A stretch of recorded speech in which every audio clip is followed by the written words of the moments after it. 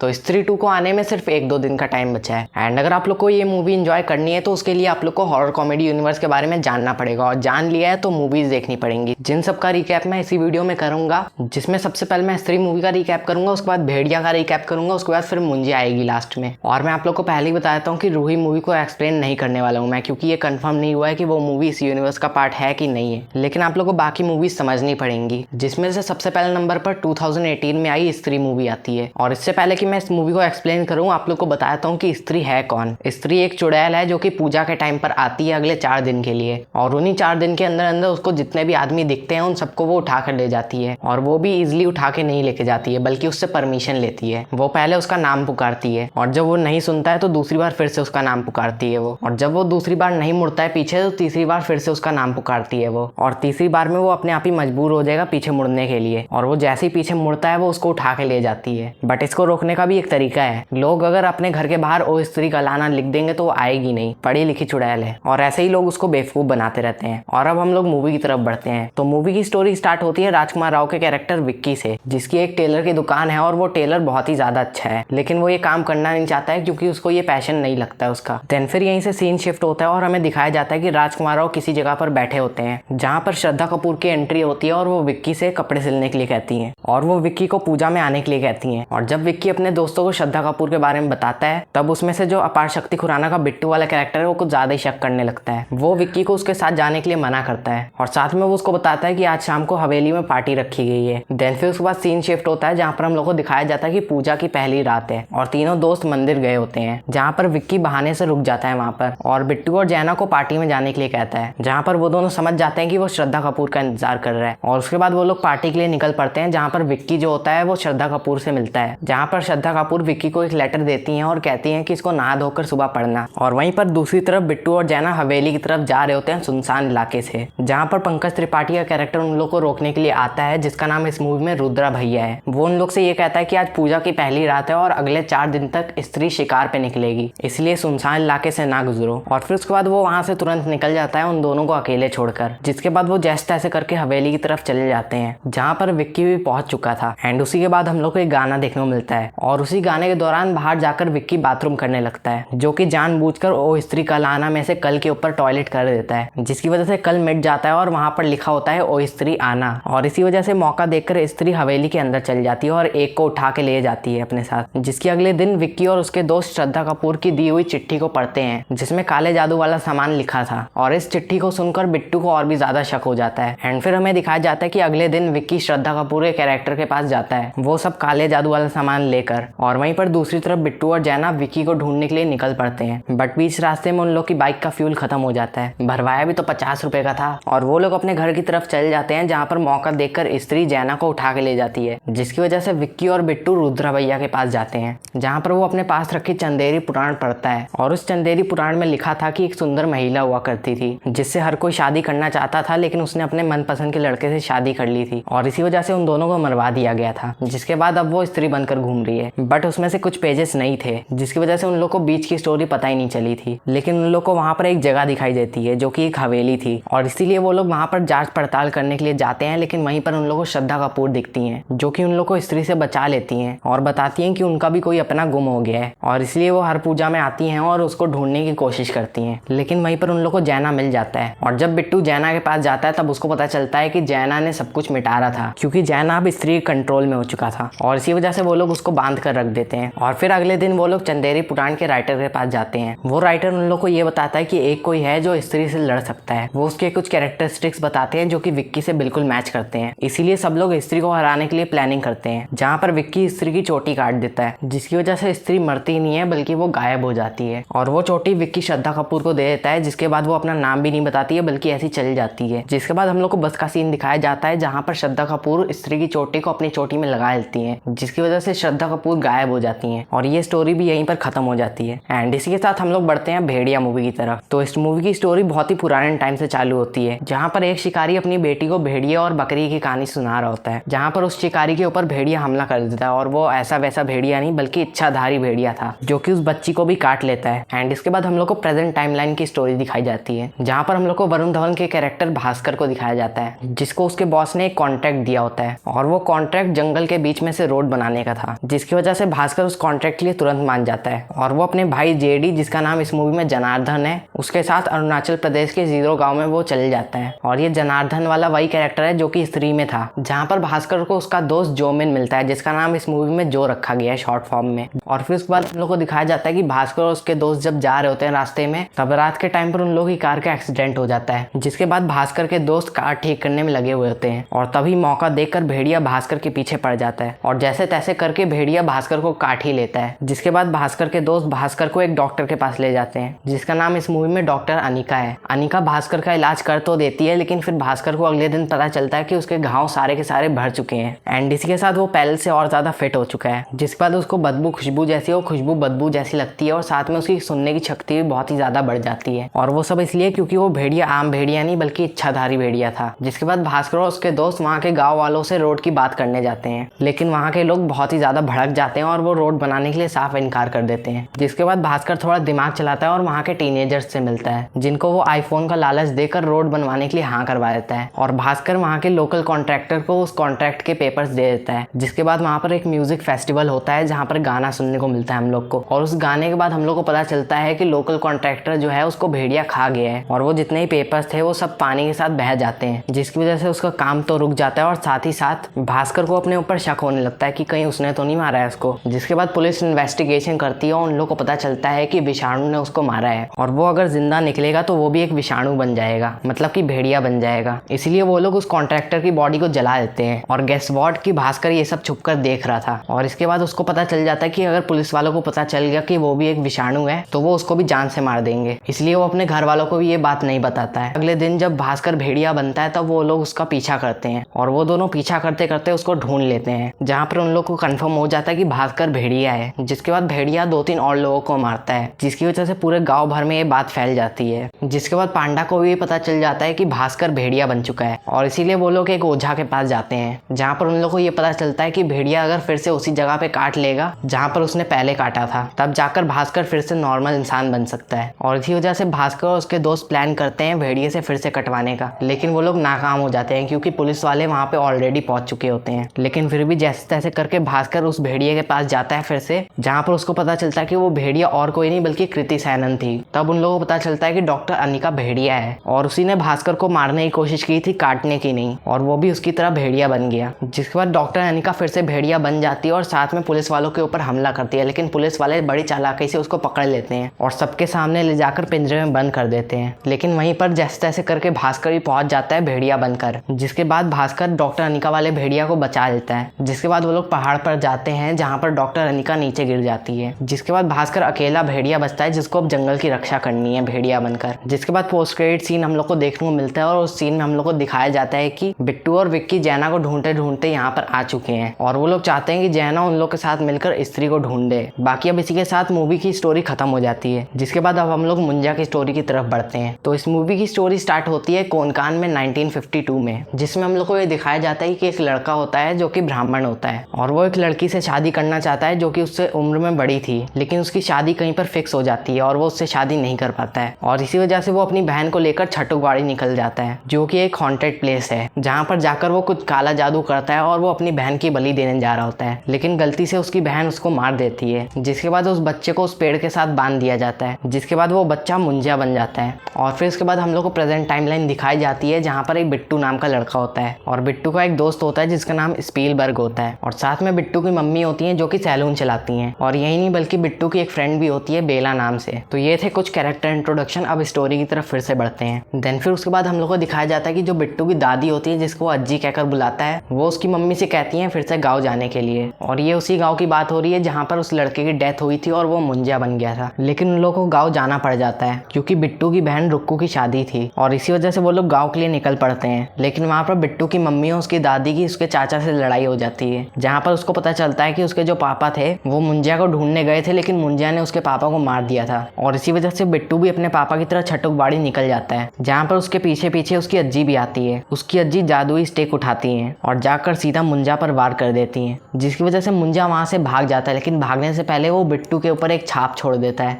और उस छाप की वजह से वो बिट्टू के आसपास कहीं भी आ सकता था और इसी वजह से मौका देखकर वो उसकी अज्जी को मार देता है। एंड अगर आप लोगों को नहीं पता तो मैं बता देता हूँ कि उसकी अज्जी जो है वो मुंजा की बहन है, जो कि हम लोग को शुरुआत में देखने को मिली थी। जिसके बाद बिट्टू की मम्मी बिट्टू को लेकर जब फिर से शहर जा रही थी तब बिट्टू को बस में पता चलता है कि मुंजा उसके पीछे असली में पड़ चुका है और मुंजा बिट्टू से मुन्नी को ढूंढने को कहता है। मुन्नी वही है जो कि हम लोग को शुरुआत में देखने को मिली थी, जिससे वो शादी करना चाहता था। वो जैसे तैसे करके उसके दोस्त के साथ मिलकर मुन्नी को ढूंढता है, लेकिन वो कुछ ज्यादा ही बुढ़ी हो चुकी थी। जिसके बाद बिट्टू जब अपने फोन में बेला की फोटो देख रहा होता है तब मुंजा भी चुपके से उसकी फोटो देखता है और वो बिट्टू से कहता है कि वो बेला से शादी करना चाहता है, जिसकी वजह से बिट्टू बहुत ही मजबूर हो जाता है। जिसके बाद हम लोग को दिखाया जाता है कि बिट्टू और उसका दोस्त स्पीलबर्ग एक भूत भगाने वाले के पास जाते हैं जिसका नाम एल्विस करीम प्रभाकर होता है। तब उन लोग को पता चलता है कि प्रभाकर भी मुंजा के बारे में जानता है। जिसके बाद वो लोग एक प्लान बनाते हैं। वो लोग बेला के पास जाते हैं और उससे ये कहते हैं कि वो लोग एक मूवी की शूटिंग करने वाले हैं और उस मूवी की हीरोइन वो लोग बेला को बनाना चाहते हैं। जिसके बाद बेला मान जाती है और वो लोग गाँव निकल पड़ते हैं। प्रभाकर बिट्टू और स्पीलबर्ग को ये बताता है कि एक साइन है, उस साइन की वजह से मुंजा को दूसरी बॉडी में ट्रांसफर करा जा सकता है। अगर वो लोग जैसे तैसे करके मुंजा को बकरी के अंदर ट्रांसफर करके बकरी को मार देंगे तो मुंजा खुद ब खुद मर जाएगा। जिसके बाद बिट्टू कोकोनट वाटर में ड्रिंक मिलाता है और वो बेला को पिला देता है और वो बेला को उसी पेड़ के पास ले आता है छटुकवाड़ी में जहाँ पर उसकी डेथ हुई थी। लेकिन वहाँ पर बहुत सारी दिक्कतें आती हैं और जैसे तैसे उन दिक्कतों का सामना करते करते बिट्टू मुंजा को बकरी की जगह पेड़ के अंदर ट्रांसफर कर देता है। जिसके बाद वो पेड़ जो होता है उसको बिट्टू जला के राख कर देता है पूरा। लेकिन फिर हम लोग को एंडिंग में पता चलता है कि वो जो पेड़ है उसको लोगों ने काट लिया है, जिसकी वजह से अब मुंजा आजाद हो गया है। शाबाश। और इसके बाद हम लोग को पोस्ट क्रेडिट सीन में वरुण धवन का भेड़िया वाला कैरेक्टर देखने को मिलता है, जिसके लिए जैना कपड़े लाया होता है क्योंकि वो अभी अभी भेड़िए से इंसान में कन्वर्ट हुआ था। और वहीं पर हम लोग को देखने को मिलता है कि मुंजा चुपके से भास्कर और जैना को देख रहा होता है। जिसके बाद मूवी खत्म हो जाती है। और साथ में अगर आप लोग की फैमिली में से कोई ऐसा है जिन्होंने ये मूवीज नहीं देखी और वो स्त्री 2 देखने जा रहा है तो उसको भी ये वीडियो दिखा देना, ताकि बहुत कम टाइम में तीनों मूवीज की स्टोरी समझ में आ जाए, जिसके बाद स्त्री 2 मूवी को समझने में कोई दिक्कत ना आए। बाकी अगर आप लोग को ये वीडियो अच्छी लगी तो वीडियो को एक लाइक कर देना। मिलूंगा नेक्स्ट वीडियो में, तब तक के लिए गुड बाय।